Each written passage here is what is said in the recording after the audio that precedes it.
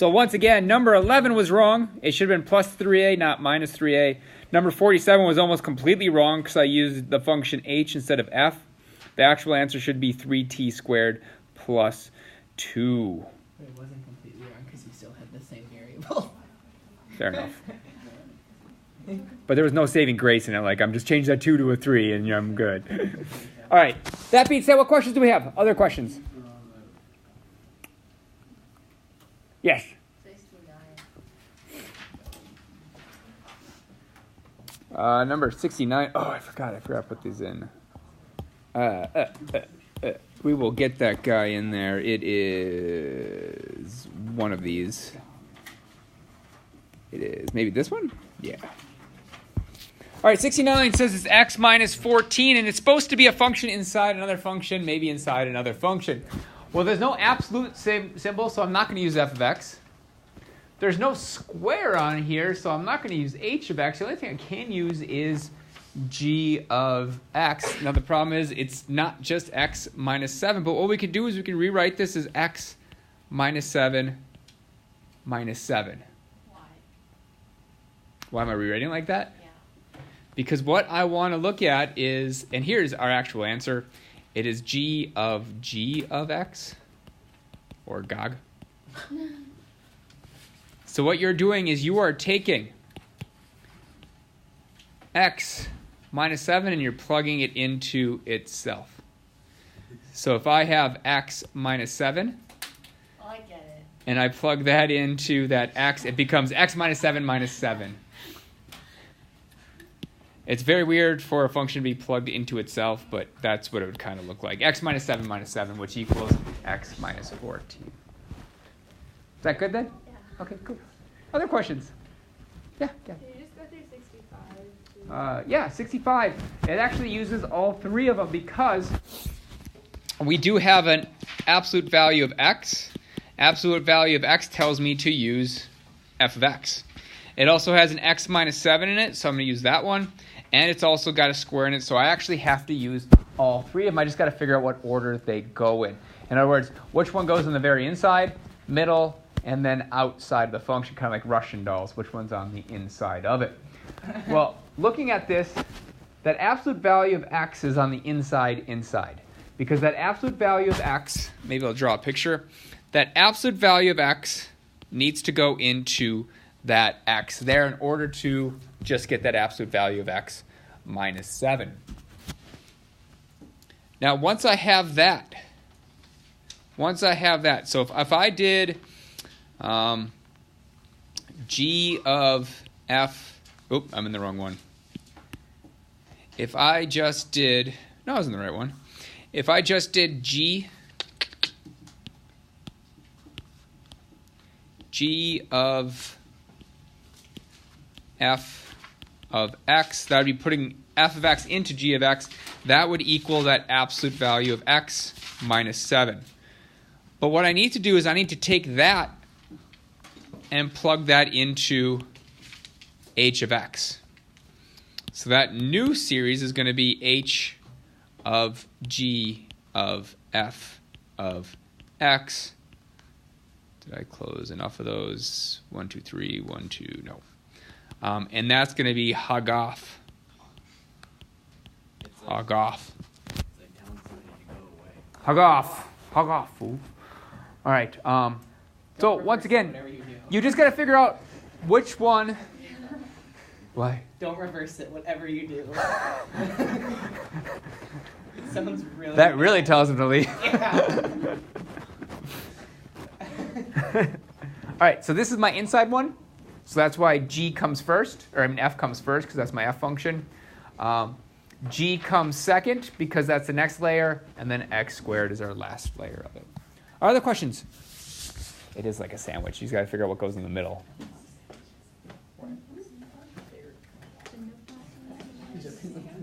Okay, then we will go right into today's lesson, which is a lesson on inverses.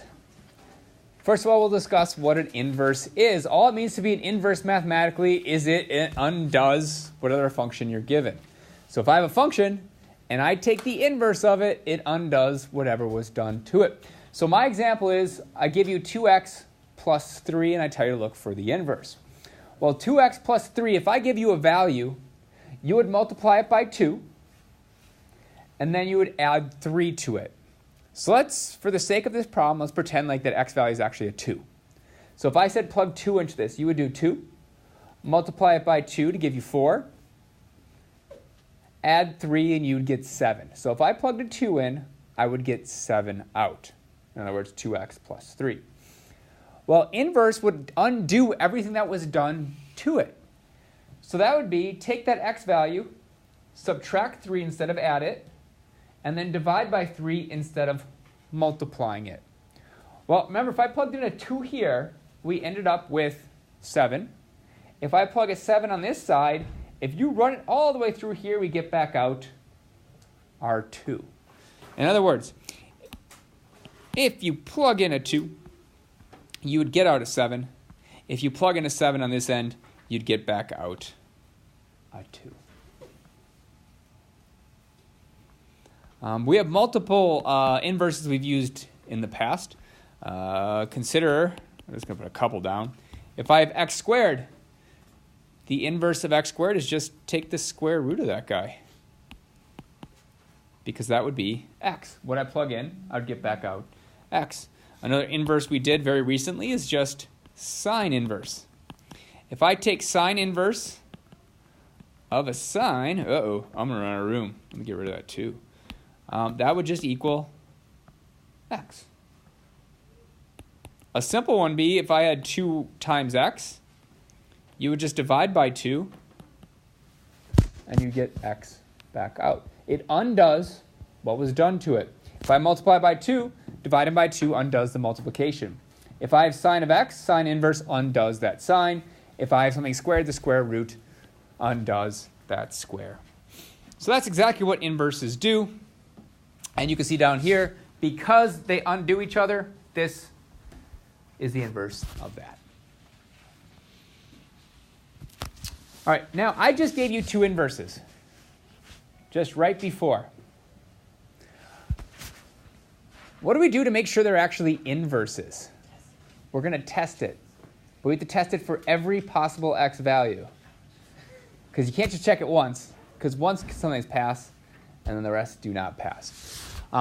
So we need to actually verify for every single x value that it works. So that's why it says here, let f and g be 2 functions such that f of g of x equals x, and g of f of x equals x. The function g is then an inverse of f. In other words, does f undo g to give you back out your input? And does g undo f to give you back out that value? That is what we're going to check down here. So it says verify that h of x equals 2x plus 3 is the inverse of f of x equals, change that y to an x. I was going to go a different route of this, but we're just going to go to the x. Yeah. So do you just like set them equal to each other, and then if they equal each other, then it's like every number will work that way? We're going to do something a little different. Okay. Because things can equal each other, and it turns out they're not inverses. What we're going to do instead is we're going to set up 2 equations. We're going to set up h of, did I use f? H of f of x. And then I'm going to hold off on writing it. I'm going to then do f of h of x. We're going to stick with h of f of x. So with h of f of x, we are going to take f of x and plug it in for the input of our h. That's the first direction we need to go. So that's going to look something like this. Well, h has 2x plus 3, but we are replacing that x with that x minus 3 divided by 2. And from that h, I get that plus 3. Solving for that, our 2's would cancel out, and I would just have x minus 3 plus 3, which equals x. That is exactly what you want. I want x out. That shows you that you undid that function. In other words, if I plug a 2 in here, I would get a 2 back out. Whatever value I plug in for x, I get that value back out. So you always want these to equal x to prove they are inverses. If they equal negative x, it doesn't work. If it equals a number like 2, it doesn't work. It has to be x. Also, who likes to lose 2 points on a problem like this? All right, nice. Close your ears for this part. You can't just go one way. You have to go both ways with it. You have to check to make sure the other one undoes the function as well. So to get your other 2 points, we actually have to do f of h of x as well, and that should result in an x as well. All right, so in this example, we are now taking that 2x plus 3, and we're plugging it in for that x. We are taking h of x and plugging it in for our f function. So that's going to look something like, well, we start off right off the bat with an x value, so that's the one getting replaced. So instead of x, we are going to write 2x plus 3 minus 3. Oop, that minus 3 should be black because that came from my f. And that's going to be dividing by 2. So I just replaced my x with 2x plus 3. Well, 2x plus 3 minus 3, last time I checked, is just going to be 2x divided by 2. 2 divided by 2 is 1. We're just left with x. Both directions work. They are inverses. If either value is not x, it is not an inverse. There are lots of them out there where this is x, and this turns out to be something else. So make sure you check both. Except for who? Josiah, David. You guys are good at losing 2 points, right? Okay. I hope you weren't listening then. All right, that is how you check it algebraically. We can also check to make sure something's inverses using graphs. And that's where we're going to get to next. Graph of inverse functions. Every inverse function is going to follow these 2 specific things that we're going to write on the right-hand side. So first of all, we need to graph both of these.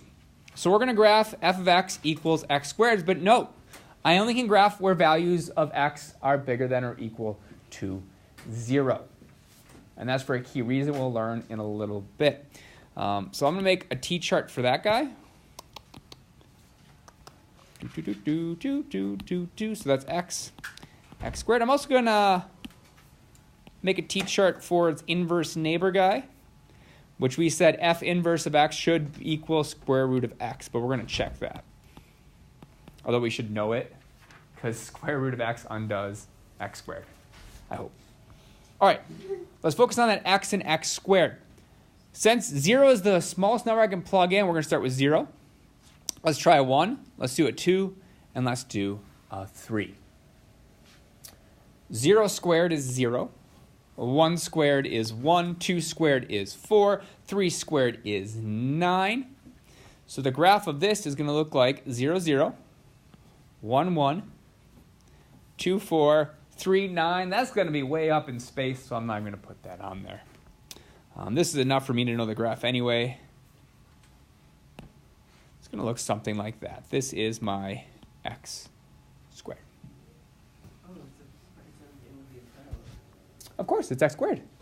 I know, but that just makes me feel better to Oh, know okay. it's still a parabola. It's half a parabola, right? But if you put -1 in, couldn't that work? So? Yeah. But we said don't use -1. Oh, I know, yeah. Okay. But All right. Now we're going to look at its inverse. Well, I need to pick some x values for it. I'm going to pick x values that I know are the answers to. I'm not going to pick ones that I need my calculator for. So I'm going to pick the x value 0. Because I know the square, let me pick a different color. I'm going to pick green. I'm going to plug 0 in because I know the square root of 0 is 0. I'm going to plug a 1 in. The square root of 1 is 1. I'm not going to do 2, even though it's 1.41. I'm not going to do 3. I'm going to skip to 4 because I know the square root of 4 is 2. That's going to be a nice even thing to graph.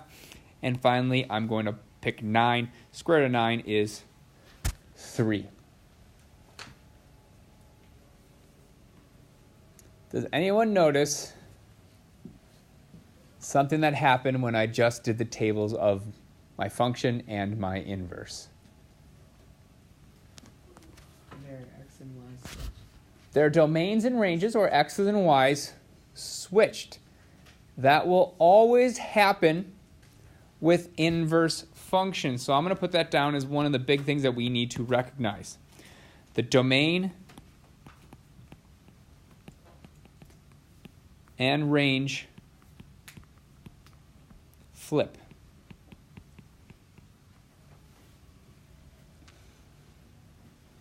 And I glossed over it really quick because it is written up here too. It is written right here also. That's exactly what that says. It says that your domain and range flip if you're looking at inverses. So that could be your first check. If your domain and your range don't flip, they're not inverses. Let's go ahead and graph this. I was using green, so let's use green. 0, 0, 1, 1. We're supposed to plot 4, 2. We're supposed to plot 9, 3. That's way off the graph, so we're just going to stick with this guy. And this right here is my square root of x. Here's how we know from the graph that they are 100% inverses. And that is drawing a little dashed line. Well, it looks like this guy. Just swirling up there. That line right there is y equals x. In order to be an inverse, both of them must be reflected across the line y equals x. They need to be reflected across y equals x. And it is always y equals x that it's reflected. As long as they look like this, they are inverses. Every time, without exception. So you can tell 100% of the times whether something's an inverse by just looking at its graph. And that is strictly because their domain and range flip. Both of those are dependent on each other. Questions? Algebraically, just make sure you go both directions. Graphically, just make sure it goes across the line y equals x. I highly suggest you just draw that dashed line. Sometimes it's hard to tell, especially when they're really complex ones. All right, moving on. The next thing we're going to cover is how to tell if a function is even invertible. In other words, not every function has an inverse. Not every function has an inverse, and I should be more specific. Not every function has an inverse that is also a function. So how can we tell if a function is invertible? A function is invertible if it is 1 to 1.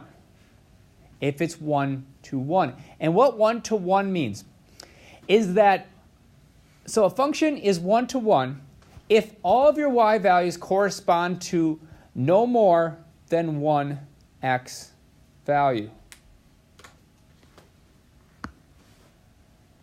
So such that no y value corresponds to more than one x value. If that sounds familiar, that is almost exact definition of what a function is. However, a function would be there's no x values corresponding to more than one y value. So all I did is I basically switched our domains and ranges, which kind of makes sense. 1 to 1 means it's a function, so no domain matches to more than one element of range. 1 to 1 means the other direction also works. So every element that maps from the domain also gets mapped right back to it all by itself. Let's see an example of this. So determine if the following functions are invertible. I want you to switch one of these numbers. We have negative 2, 3, that's good. 4, 5, that's good. 2, I'm going to change that 3 to a 6. And this is kind of how I want you to draw this. So make sure you get the spacing right. I'll draw the general outline of what we're doing. We're going to do a domain, a range, and we're going to draw a little oval under each of them. Oh, I'm really good at it. And then we're going to do the same thing over here. We have a domain and a range. I'm just going to use cap D and cap R. And once again, I'll put two ovals underneath it.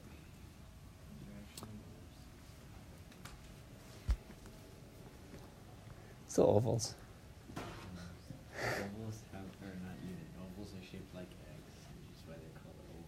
All right, anywho.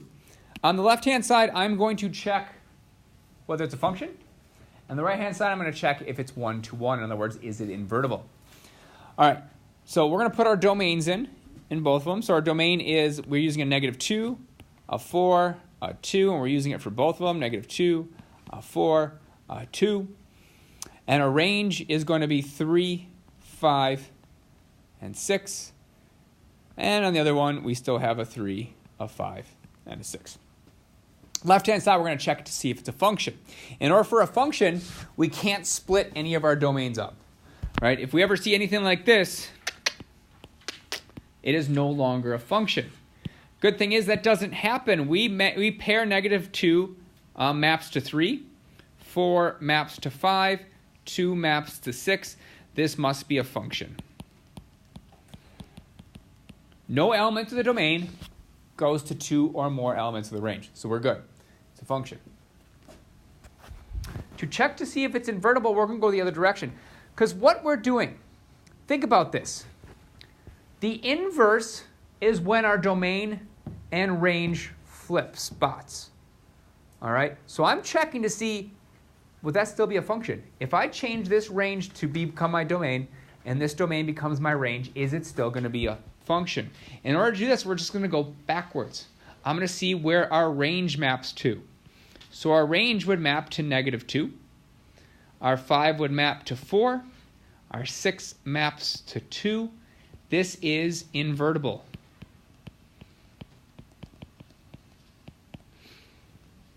And this is exactly why it's called 1-to-1.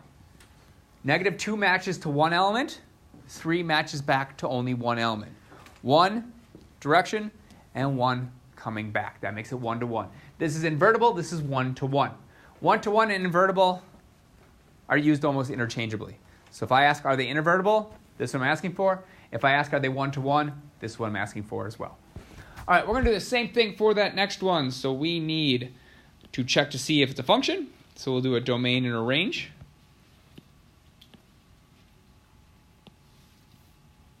We'll do some non-oval ovals. Then we'll have a domain and range. Do some non-oval ovals. Should have probably made the other ones a little bigger. Oh well. Actually, I'm going to erase that one. Got a few more values to put in. Once again, just put in your domains and range values. Our domains are 3, 5, 7, 9. So 3, 5, 7, 9, 3, 5, 7, 9. Our range is 1, 2, 4, 4. Do not repeat the 4s. We're just going to list the 4 once. So I have 1, 2, 4, 1, 2, 4. First, let's check to make sure it's a function. That means my domain should never split. I should never have to tear a letter apart. So that's going to be 3 goes to 1. 5 goes to 2. 7 goes to 4. 9 goes to 4. That is still okay. 2 letters can go to one mailbox. So 2 elements of our domain can go to the same range. So this is, in fact, a function. However, to check to see if it's invertible, I have to pretty much pretend my range becomes my domain and my domain becomes my range. So I'm checking to see where my range maps to. So 1 would map to 3. 2 would map to 5. 4 would map to 7. 4 also maps to 9. This is where the problem comes in. If I'd flip my domain and range and this becomes my letters, my letter would have to get torn up and to go to 7 and 9. So although it's a function, it is not invertible. This is not invertible.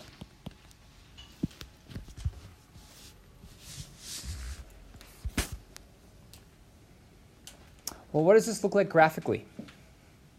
What does this look like graphically? So that's what we move on to next. How can I tell if it's invertible using just a graph?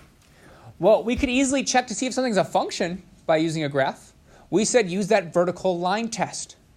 We said if it's a function, it's going to pass my vertical line test. In other words, if I take a vertical line, go all the way across it, at most it's going to hit one point at a time. So this one's a function. b is also a function.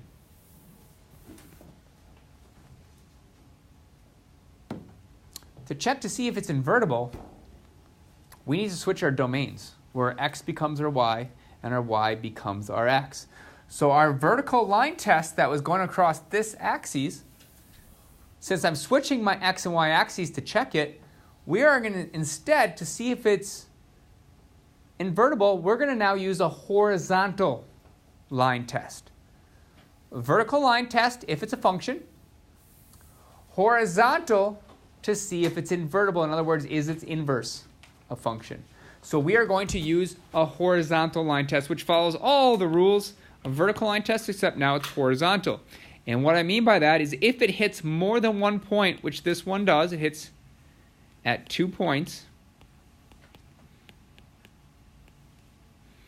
it is not invertible.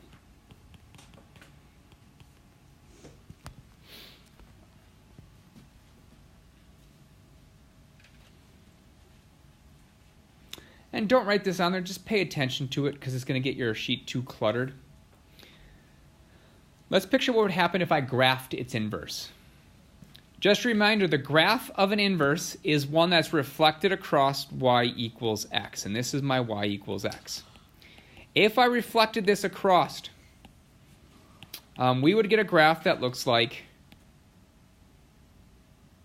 that. Is that red graph a function? Which is why it's not invertible. Because if I would take the inverse, it wouldn't be a function. That's why that horizontal line test tells us whether it's going to be a function or not. And since it hit twice, it is not invertible. Our next one is invertible. I know right here it looks like it almost flattens, but it doesn't. The only point is at 0, 0. Everything else is negative. On the other side, everything else is positive. So if I took a horizontal line, no matter where I took it, it would only hit 1 point at a time. It passes the horizontal line test. So it hits only at 1 point. And so it is invertible. I almost want to say convertible. But that'd be slightly different. I don't think a graph could be a convertible. If you take the top off. Get it? Yes. You could just say x is less than 0. Oh. Then it's a convertible. I took the top off. Or you just flip the other side, then you retracted the top. All right, anywho, this is how we check it with the domain range. This is how we check it using graphs. The next thing we're going to do is how to find inverses. Give it a function. How do I actually find the inverse? It is not that hard. Just swap your x and y values and solve for y. Just like it says here. Swap x and y, then solve for y. But I hear this. There's no y in this one, Mr. Pavian. Y equals f of x. So whenever you see something like this, you have to remember it really is just y equals 5 minus 3x divided by 2. Now we have a y and an x to switch. They're just going to switch places. That's it. Boom, boom, boom, boom. We are going to now have x equals 5 minus 3y divided by 2. Now we're going to locate our y, solve for it. Get it all by itself. So the first thing I'm going to do is multiply both sides by that 2. So we're going to multiply this side by 2, multiply this side by 2. My 2's would cancel out. I'm going to carry this up here. I'll have 2x equals 5 minus 3y. I would then subtract 5 from both sides. I'm going to have 2x minus 5 equals negative 3y. Divide both sides by a negative 3. Boom, boom. And we are going to have y equals 2x minus 5 divided by negative 3. If you'd want to, you could simplify it just a little bit further, and that is splitting apart the fraction. So we could write it as y equals negative 2 over 3x plus 5 over 3. Why is that more simplified? Because it's in slope-intercept form. So I could graph it a little easier. You drew a purple heart. I sure did.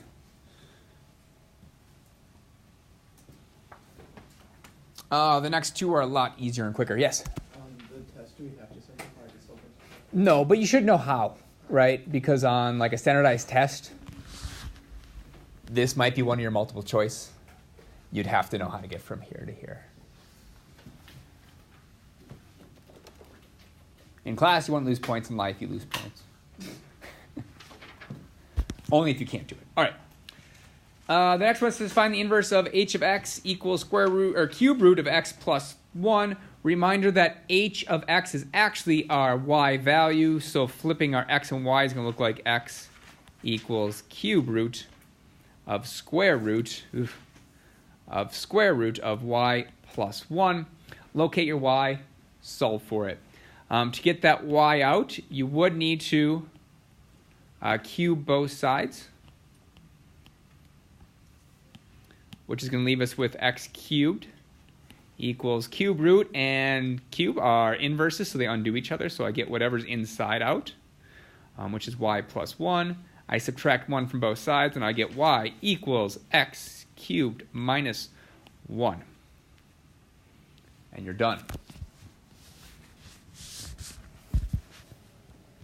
The next one looks like it's different, but it is the exact same problem. I need to find the inverse.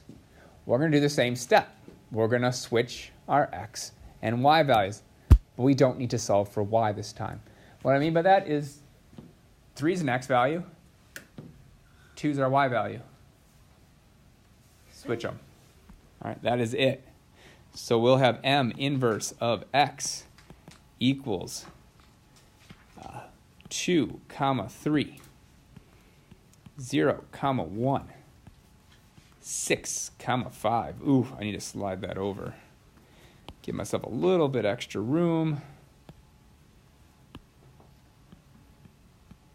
And that's it. I just flipped my x and y values. And in fact, that's most of your heavy lifting down here. Your first 4 problems are just determine whether it is a function is invertible.